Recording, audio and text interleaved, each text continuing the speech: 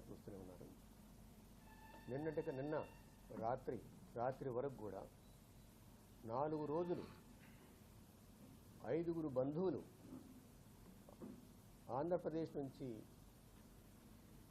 3, తెలంగాణ నుంచి 2 ఈ 2 శవాలు పట్టుకొని కాల్చివేసినటువంటి శవాలని వాటి మీద కనీసం ఒక ఆర్టికల్ 21 రాజ్యాంగంలో ఆర్టికల్ 21 ఉన్నది. బ్రతికి ఉన్నా చనిపోయినా కూడా ఆ శవాలకు కూడా గౌరవంగా చూడాల్సినటువంటి బాధ్యత ప్రభుత్వాలకు ఉంది అని చెప్పేసి ఆర్టికల్ 21లో ఉన్నది. దీన్ని కూడా ఖాతరు చేయకుండా ఆ శవాలను కుళ్ళిపోయేటట్టు తయారు చేస్తూ శవాల ముందు తాగి డ్యాన్సులు వేసినటువంటి వీడియోలు మేము చూసాం. అంటే ఎవడైనా దారిలో కుక్క పిల్ల చనిపోయినా కూడా, లేకుంటే ఒక పిల్లి పిల్ల చనిపోయినా, లేకుంటే ఇంకేం చనిపోయినా కూడా అయ్యో పాపం అంటాం. ఎంత గూండాలైనా కూడా అయ్యో వాడు చనిపోయాడా అనేటువంటి మానవత్వం ప్రజల్లో ఉన్నది. కానీ ఈరోజు వాళ్ళు శవాల ముందు పెట్టుకొని డిఆర్జీ అనేటువంటి Chhattisgarh district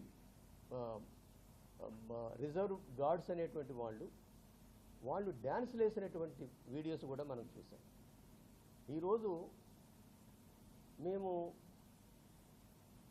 coordination committee for piece అని దేశవ్యాప్తంగా ఉన్న మేధావులతోటి ఒక కమిటీ వేసి ఆ కమిటీ తరపున కూడా ప్రెసిడెంట్ ముర్ము గారికి, ప్రైమ్ మినిస్టర్ గారికి, అదేవిధంగా హోమ్ మినిస్టర్ గారికి, ఛత్తీస్గఢ్ మినిస్టర్స్ ఇద్దరికి, సీఎంకి, డిప్యూటీ సీఎంకి మేము అప్పీల్ చేశాం ఆ బాడీస్ ఇవ్వండి అని. కానీ ఎవ్వడు కూడా ఖాతరు చేయలేదు. చివరికి రాత్రి 4 రోజులు బట్టి వాళ్ళని హింసిస్తూ, ఆ బంధువుల్ని హింసిస్తూ, వాళ్ళకి ఏమాత్రం షెల్టర్ లేకుండా చేసి హింసిస్తూ పోలీస్ స్టేషన్లోనే పెట్టుకొని ఇస్తామని చెప్పేసి గంటలు తరబడి వెయిట్ చేసి చివరికి వాళ్ళు చెప్పిన మాట ఏమిటంటే, నారాయణపూర్ సూపరింటెండెంట్ ఆఫ్ పోలీస్ చెప్పిన మాట ఏమిటంటే, మీకు ఈ శవాలను ఇచ్చినట్టయితే ఒక 10 కిలోమీటర్ల ఊరేగింపులు చేస్తారు, తర్వాత వీళ్ళు ఏ ఊరికి సంబంధించిన వాళ్ళు ఆ ఊళ్ళలో వీళ్ళ స్తూపాలు పెడతారు, ప్రతి సంవత్సరం వీళ్ళకి అరుణాంజలి గడిస్తారు, కాబట్టి మేము ఈ శవాలను ఇవ్వము, మేమే తగలబెడతాము. మీరు సంతకాలు పెడతారా మంచిది, మీరు కూడా శవాలు దహనం చేసే దగ్గర కుదురు, కానీ మీరు సంతకాలు పెట్టరా మిమ్మల్ని కూడా అక్కడికి రానియం అని చెప్పేసి నారాయణపూర్ అడవులలో వీళ్ళ బంధువులు నిరాకరించారు. మేము సంతకాలు పెట్టము, మా శవాలు మాకు ఇవ్వాలి, మా వాళ్ళ శవాలు మాకు ఇవ్వాల్సిందే. అయితే ఇక్కడ ఒక విషయం గుర్తుపెట్టుకోవాలి, ఆంధ్రప్రదేశ్ గవర్నమెంట్ కానీ హైకోర్టు ఇచ్చినటువంటి డైరెక్షన్ కానీ వీళ్ళు ఖాతరు చేయలేదు. ఆంధ్రప్రదేశ్ గవర్నమెంట్లో ఉన్నటువంటి శ్రీకాకుళం సూపరింటెండెంట్ ఆఫ్ పోలీస్ కూడా ఈ శవాలు ఇక్కడికి రానియొద్దని చెప్పేసి నారాయణపూర్ ఎస్పీతో మాట్లాడాడు. ఇవన్నీ కూడా రికార్డెడ్ ఉన్నాయి, రాశాడు, ఉత్తరాలు రాశాడు. అయితే మిత్రులారా, మనం ఒక సివిల్ సొసైటీలో ఉన్నాం, ఒక పురాతన సమాజంలో లేము. పురాతన సమాజంలో ఉన్న వాళ్ళు కూడా మీకు ఇజ్రాయెల్ సమాధులు చూడండి, లేకపోతే ఇరాన్ సమాధులు చూడండి, ఈ దేశంలో ఉన్న సమాధులని చూడండి, ఈ సమాధులలో మొత్తం కూడా వాళ్ళ పూర్వీకులు ఉన్నారు. కాబట్టి ఆ స్థలాలను మేము విడవమా అని చెప్పేసి కూర్చున్నాం. చనిపోయిన శవానికి ఇక్కడ ఈవెన్ కరోనా అప్పుడు చనిపోయిన వాళ్ళకు కూడా దహన సంస్కారాలు చేశారు. ఇక్కడ ఖమ్మంలో కూడా మీరు చూసే ఉంటారు, పోలీసుల సహకారంతో దహన సంస్కారాలు చేశారు కరోనా పేషెంట్స్ కూడా. కానీ ఇప్పుడు కక్షగట్టి తాగి తందనాలు ఆడుకుంటూ డ్యాన్స్ వేసుకుంటూ వాళ్ళు ఆ శవాలని దహనం చేశారు బంధువులకు ఇవ్వకుండా. రాజ్యాంగంలో ఉన్నటువంటి ఆర్టికల్ 21ని వాళ్ళు అతిక్రమించారు. వీళ్ళకి ప్రభుత్వంలో ఉండేటువంటి అర్హత కూడా లేదని చెప్పేసి సిసిపి తరపున, అంటే కోఆర్డినేషన్ కమిటీ ఫర్ పీస్ తరపున ఆ మెంబర్గా నేను డిమాండ్ చేస్తున్నాను. అదేవిధంగా దీని మీద చర్య తీసుకోవాలని చెప్పేసి సుప్రీంకోర్టుని సుమోటగా తీసుకొని, సుప్రీంకోర్టులో ఉన్నటువంటి న్యాయమూర్తులు నిజమైన న్యాయమూర్తులు అయితే దీని మీద సుమోటగా ఆర్టికల్ 21ని మీరు ఎందుకు అతిక్రమించారు, మిమ్మల్ని ఎందుకు శిక్షించకూడదని చెప్పేసి డిమాండ్ చేయాలని చెప్పేసి మేము చెప్పాలనుకుంటున్నాం. ఇది మిత్రులారా, ఘటనలు ఎక్కడా కూడా జరిగి ఉండవు. అంత పాశవికంగా కేంద్ర ప్రభుత్వం నరేంద్ర మోడీ హోంమంత్రి అమిత్ షాలు ఇవాళ వ్యవహరిస్తూ ఉన్నారు. కనీసం శత్రు దేశాల సైన్యాలు చనిపోతే కూడా వాటిని బాడీలను అప్పగిస్తున్నటువంటి పరిస్థితులు మనం చూస్తున్నాం. కానీ ఈ దేశ పౌరులు మృతదేహాలను కూడా అప్పజెప్పకుండా, బంధువులకు కానీ కుటుంబ సభ్యులకు కానీ అప్పజెప్పకుండా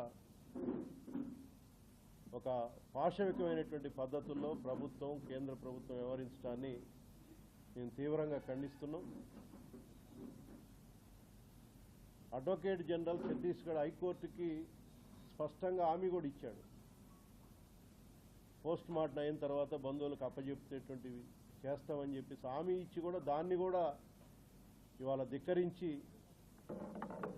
ఆ భౌతిక గాయాల్ని పోలీసులే అంత్యక్రియలు చేయటం అనేది ఇది దుర్మార్గమైనటువంటి చర్య. ఈ చర్యను తీవ్రంగా ఖండిస్తున్నాం. గత కొద్ది రోజులుగా బాడీలను అప్పజెప్పాలని హైకోర్టులో, సుప్రీంకోర్టులో కేసులు వేశారు. అనేక పార్టీలు, ప్రజా సంఘాలు పెద్ద ఎత్తున బంధువులకి వాటిని అప్పజెప్పాలని కోరినప్పటికీ కూడా ఈ ప్రభుత్వం ఒక నిరంకుశమైనటువంటి పద్ధతిలో వ్యవహరించడం అనేది ఇది సమంజసం కాదు. దీన్ని తీవ్రంగా ఖండిస్తున్నాం. అదేవిధంగా ప్రభుత్వం కూడా ఇప్పటికైనా శాంతి చర్చలకి ముందుకు రావాలి. కేంద్ర ప్రభుత్వం తక్షణం కాల్పుల విరమణని ప్రకటించి మావోయిస్టులు కోరినటువంటి మీదట చర్చలకి మేము వస్తాం పిలిస్తే అని చెప్తున్నప్పటికీ కూడా దాన్ని పెడచెవని పెట్టి 26 వరకు నక్సలైట్ నిర్మూలించడమే లక్ష్యం అని పేరుతో వ్యవహరించడం ఇది తగదు. ఒకవైపు పాకిస్తాన్కి ఉగ్రవాదులతో సంబంధాలు ఉన్నాయంటూనే సీజ్ ఫైర్ ప్రకటించారు, వాళ్ళతో చర్చలు జరుపుతామని చెప్తున్నారు. కానీ ఈ దేశ పౌరులైనటువంటి మావోయిస్టులు చర్చలకు ఆహ్వానిస్తే కనీసం చర్చలు జరపకుండా ఈ పద్ధతుల్లో భౌతిక గాయాలను కూడా అప్పచెప్పకుండా నిరంకుశంగా వ్యవహరించడం అనేది ఇది ప్రజాస్వామ్యానికి ప్రమాదం. ఇటువంటి చర్యల్ని తీవ్రంగా ఖండిస్తూ దీని మీద పెద్ద ఎత్తున ప్రజాస్వామికవాదులు అందరూ కూడా ఈ చర్యల్ని ఖండించాలని చెప్పేసి కోరుతా ఉన్నాం. బీజేపీ ప్రభుత్వం, కేంద్ర ప్రభుత్వం కానీ రాష్ట్ర ప్రభుత్వాలు కానీ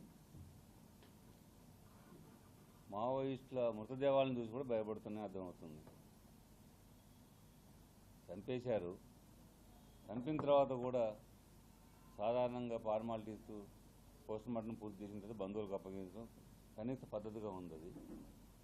దాన్ని అమలు చేయకుండా అంటే ఈ మృతదేహాలతో వచ్చేటువంటి స్పందన దీని పెద్ద ప్రజలు వస్తారు, ఈ ప్రభుత్వ చర్యలను ఖండిస్తారని చెప్పి భయంతో దొంగసాటుగా రాత్రిపూట తీసుకెళ్లి అడవుల్లో తగలబెట్టారు.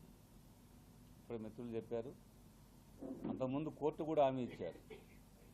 అడ్వకేట్ జనరల్ అంటే ప్రభుత్వమే, ప్రభుత్వం ఒక అభిప్రాయం చెప్పాడు ఆయన, పోస్ట్ మార్టం పూర్తయినాక ఇస్తామని చెప్పేసి. అంటే కోర్టును కూడా మోసం చేశారు, తప్పుదారి పట్టించారు. అందుకే ఇది పోలీసులు స్పీడ్లు పంచుకున్నా, సంబరాలు జరుపుకున్నా, టపాసులు కాల్చిన ఇదంతా పోలీసుల పనే కాదు, ఈ ప్రభుత్వ వైఖరి. అది బీజేపీ ప్రభుత్వం, నరేంద్ర మోడీ, అమిత్ షా వాళ్ళకి ఎంత నిరంకుశంగా ఉండదలుచుకున్నారో, ఎంత నిర్దాక్షిణ్యంగా ఉండదలుచుకున్నారో, ఎంత అప్రజాస్వామికంగా రాజ్యాంగాన్ని, చట్టాలని, న్యాయ సూత్రాలని అన్నిటిని కూడా ఉల్లంఘించి ఈ దేశంలో పరిపాలన సాగించాలని చెప్పేసి ఒక ఆలోచనకి అది అర్థం పడుతుందని అర్థం చేసుకోవాల్సిన అవసరం ఉంది. దీన్ని తీవ్రంగా ఖండిస్తా ఉన్నాం. చర్చలు జరపాల్సిన అవసరం ఉంది.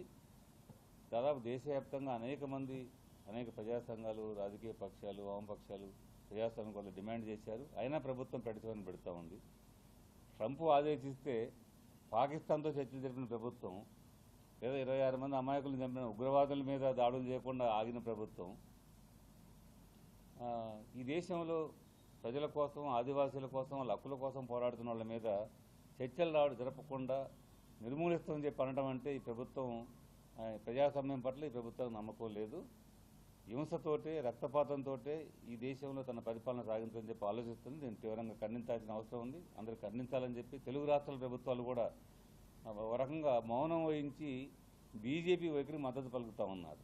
వాళ్ళు చేస్తున్నటువంటి మారణకాండాన్ని, రక్తప్రేరలు ముంచే విధానాన్ని, చివరికి చనిపోయిన మృతదేహాలను అప్పగించకుండా కూడా వాళ్ళు నిర్దాక్షిణ్యంగా తగలబెడుతుంటే కూడా దీన్ని కూడా కనీసం అడగకుండా, ఖండించకుండా ఉండే వైఖరి అంటే పరోక్షంగా రేవంత్ రెడ్డి, చంద్రబాబు నాయుడు, ఈ రెండు ప్రభుత్వాలు, కాంగ్రెస్, టీడీపీ ప్రభుత్వాలు కూడా వాళ్ళకి మద్దతు ఇస్తున్నట్టుగా భావిస్తూ ఉన్నాం. ఇప్పటికైనా సరే వాళ్ళు నోరిప్పాలే, ఈ రాష్ట్రాల పౌరులు వాళ్ళు, ఈ తెలుగు ప్రజల వాళ్ళు కూడా కనీస పద్ధతులను పాటించాలని చెప్పి అడగడానికి భయం ఏంటి? అడగాల్సిన అవసరం ఉంది వీళ్ళ మీద, అడగాలని చెప్పి కూడా డిమాండ్ చేస్తూ ఉన్నాం. చర్చలు జరపాలి ఇప్పటికైనా సరే. ఇంకా నరమేధాన్ని ఆపు చేయండి. అమిత్ షా గారికి, మోడీ గారికి ఇంకా రక్తదావం తీరలేదా? ఇప్పుడు చాలామందిని చంపేశారు. దాదాపు 180 మందిని ఈ కాలంలో చంపారు, ఈ 25లో చంపారు. 200 మందిని 24లో చంపేశారు. ఇంకా అమాయకులు అనేక మందిని హింసిస్తూ ఉన్నారు. ఇప్పటికైనా ఆపు చేసి చర్చల ద్వారా అక్కడ రక్తపాతం జరగకుండా అక్కడ సమస్యలు, ఆదివాసీలకు ఉన్న హక్కులేంటి, వాళ్ళ సమస్యలు ఏంటి, వాళ్ళు ఏం కోరుకుంటున్నారో వాటి పరిష్కారం చేయాలని చెప్పి డిమాండ్ చేస్తాను. తక్షణం కగారిని ఆపు చేయాలి ఇప్పటికైనా అని డిమాండ్ చేస్తాం.